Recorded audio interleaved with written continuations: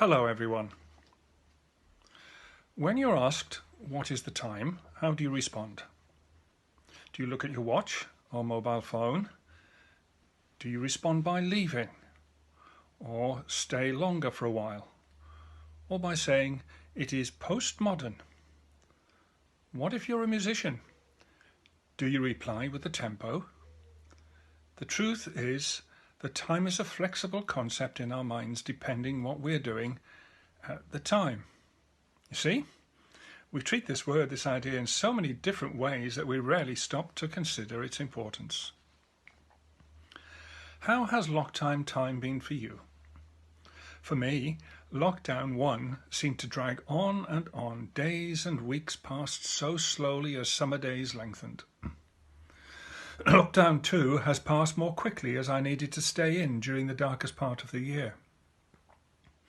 This difference is as close as I can get to understanding Einstein's theory of relativity, that time distorts, at least to my limited thinking.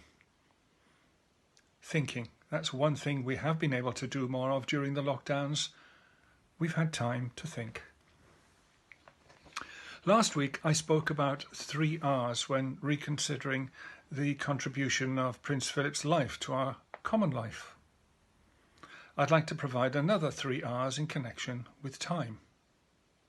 Firstly, time to reconsider what is really important to us. Secondly, time to redefine our priorities.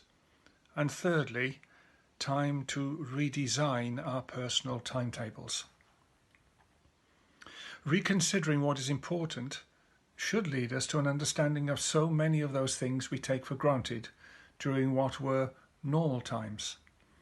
Family, friendships, health, including the National Health Service, and homes, freedoms, worship, devotional life, creation and recreation, worthwhile and fulfilling occupation. Redefining our priorities will lead us to put those things that are important to us in rank order. Perhaps the golden rule will help us here. Loving God first, and secondly, like it, loving our neighbour as ourselves. And then we're in a position to redesign our personal timetable depending on the important and the priority, even keeping the main thing the main thing. Can the book of Ecclesiastes help us here? The probable writer, King Solomon, was looking back on his life and trying to make sense of life and finding its purpose so that he might draw closer to God. Listen again to chapter 3, verses 1 to 8. There is a time for everything, and a season for every activity under heaven. A time to be born and a time to die. A time to plant and a time to uproot. A time to kill and a time to heal. A time to tear down and a time to build.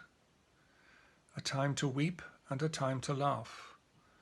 A time to mourn and a time to dance.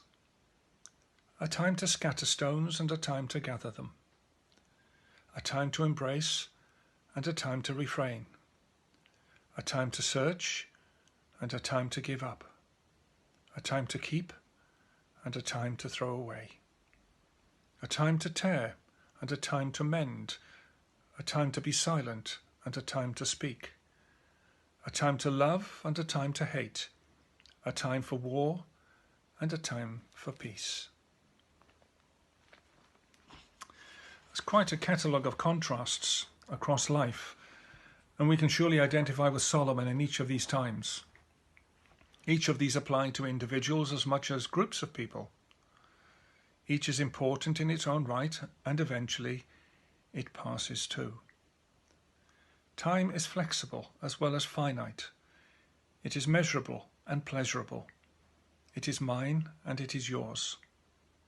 Time is precious, not in the sense that time is money, but as a God-given resource for us to reconsider, redefine and redesign according to what is important and a priority in our lives.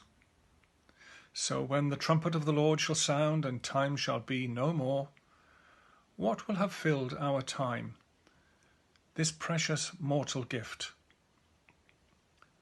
during these 80 years and 10?